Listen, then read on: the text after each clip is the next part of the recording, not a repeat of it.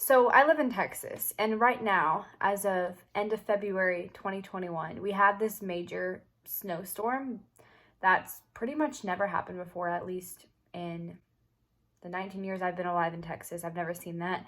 Last time I talked to somebody, they said the last time it was like this was back in 1987. So it's really cool what's happening. With that being said, things got a little bit crazy. Roads were undrivable. People were stuck in traffic for 19 hours at one point. So I didn't really leave the house at all until I ran out of raw milk. Then it became an issue because water is pretty much useless. It's not going to hydrate me. I ran out of fruit juice, and then raw milk is kind of supreme because raw milk can not only act as hydration, but it can also act as a meal if it needs to be. Thankfully, yesterday, the roads cleared up just enough for me to be able to go drive out to the raw dairy farm. So I went to my favorite raw dairy farm, got there safely, soundly, got 2 gallons of milk, I got 4 pints of cream to make a bunch of butter, and I'm on my way back, and I'm thinking, I should probably get some gas. It won't hurt. I have about a quarter of a tank left. So I go to pump the gas, and the card doesn't work. I'm like, okay, I try my other card, and it doesn't work too. And I'm like, I know I have money on those cards. Well, then I read the sign, and it said we're only accepting cash. So their card machine must have been broken. Well, I don't wear masks because I think that the masks are completely useless. And not only that, but I don't think the government has a right to tell me that I have to wear a mask to go into a place. If I want to, I can. If not, I don't. It's not anything to do with privilege that I think I'm better than other people. I don't. It's a matter of personal liberty. This is a quote. Somebody said it. I don't remember who, but I love it because it says, I'm better than nobody but equal to all. And the sense is like, you know what I mean. So I made this promise to myself a couple months ago that it's pointless. I'm not going to sell my soul, go against what I believe, and submit to this tyrannic order to wear a mask everywhere I go when I know logically and scientifically the mask is not doing much to prevent against a virus.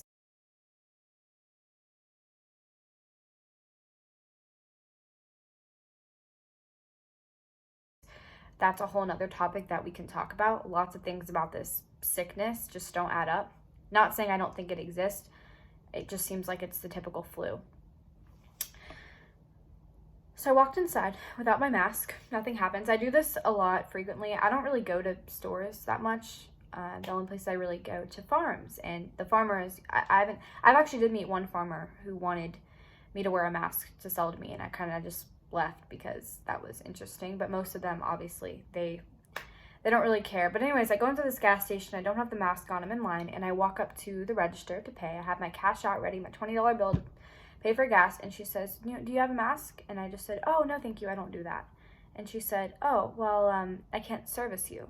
And I said, oh, okay, well, I know, for example, a lot of stores like H-E-B, there are certain regulations. Young kids don't have to wear masks. If you have a medical condition, and you actually can't wear a mask, you can get around it. And she said, yeah, well, we don't do that here. I need you to wear a mask. And at that point, I wasn't going to argue with her. So I just smiled and said, all right, well, thank you. Have a good one. And I walked out because I didn't need gas. It was fine. But I started really thinking when I was driving home what a better answer would be to say. Because right now, there is no governmental order that says everybody must wear a mask. Obviously, the government is enforcing it in a way of encouragement. They're encouraging people to wear a mask, but they can't actually force you to yet. However, there's another science by which the government can control, and they can control people even better this way because the people don't even realize that they're being controlled. This is the science of mental manipulation, and if you'd like to read more about it, I recommend looking up Edward Bernays. Bernays wrote a book called Propaganda in 1928, and that piece of literature was actually read by Hitler and Joseph Goebbels, who was his propagandist, and it was what they studied to manipulate the German masses.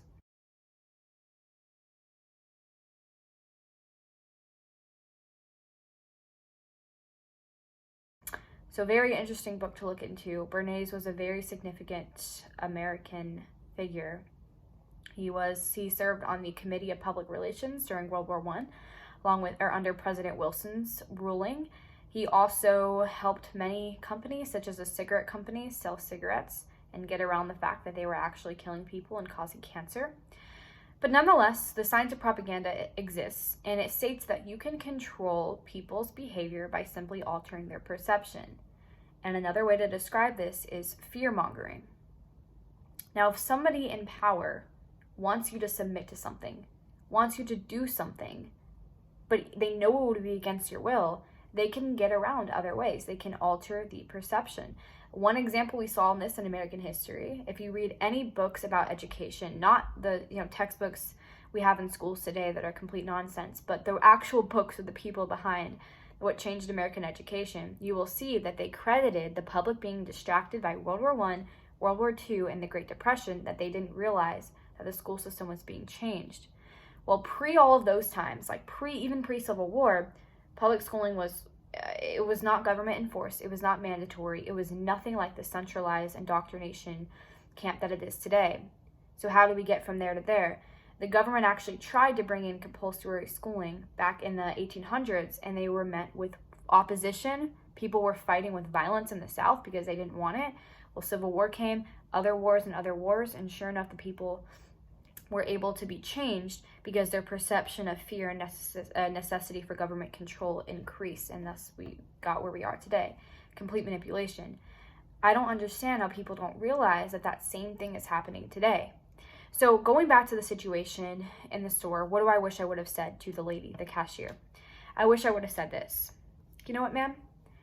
I respect what you're doing and that you are an employee at this gas station, and maybe you agree or don't agree with the order. That doesn't matter, because in order for you to keep your job, you must do what your boss says, and your boss is only doing what the corporation says. So you're not really speaking for yourself. This isn't targeted at you, but I want you to remember this. I want you to realize that it's very likely in a couple of decades that this country is going to be communist, and there will be no more personal freedoms. And I want you to think about this exact moment, and every day that you work here and enforce these rules, that you are a significant part in not only the communization of America, but the destruction of personal liberties. And walked out because I would have nothing else left to say. When I say that, I really want to say 99% of the population are sheep, but the Pareto principle is pretty clear that 80-20 seems to be a good estimate. 80% of the population are sheep. How do you not realize what's going on? How do you not see that we're being lied to? How can you just blindly trust the government after they've lied to us so many times? Look into anything. Whenever people give me examples of studies by the World Health Organization, the UN, and American Diabetics Association, I just can't help but laugh, because those institutions that we've been made to think of them as the authority are giving us complete nonsense, giving us information that makes no sense. And they're doing it purposely because they can fill our minds with all these useless things, so we never focus on the simple truth that is right in front of us. Those institutions are extremely, extremely corrupt. Just look into it and you will see the corruption. And so the way that the government is going to create communist America as we see it happening, David Icke once said that if you want to see the state of America in 20 years, look at China today. Well, they're going to alter public perception by instilling fear-mongering. And they have all their little agents of the state enforcing you to wear a mask. So now the government doesn't say, Megan, you have to wear a mask, but I go in and I say I want to go to a store. Well, in order to go to that store, I have to wear a mask. But it doesn't stop there. This is something I've been thinking about. Now they're going to push out this vaccine.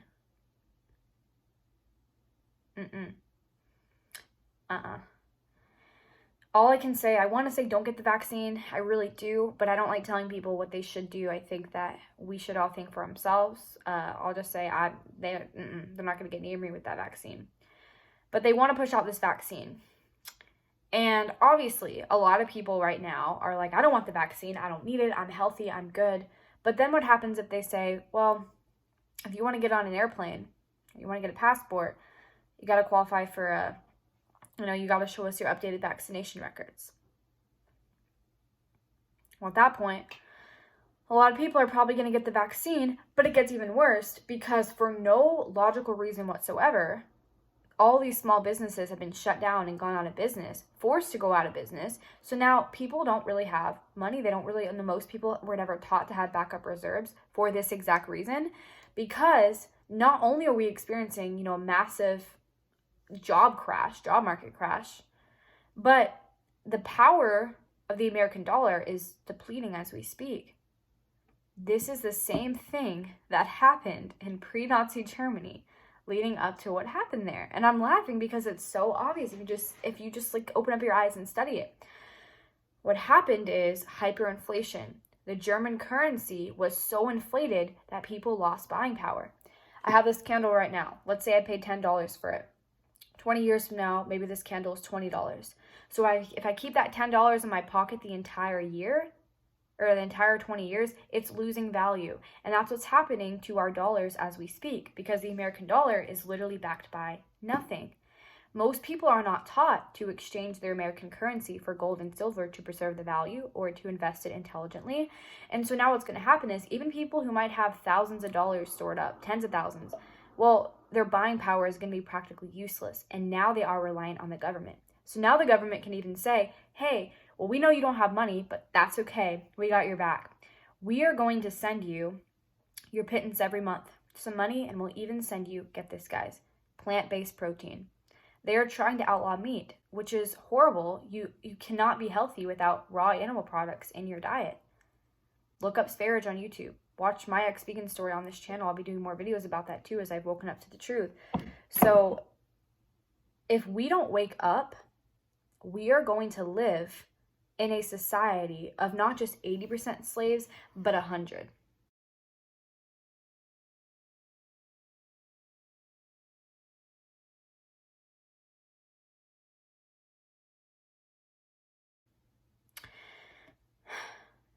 There's a couple things that have been going through my mind. One is that I could just leave America.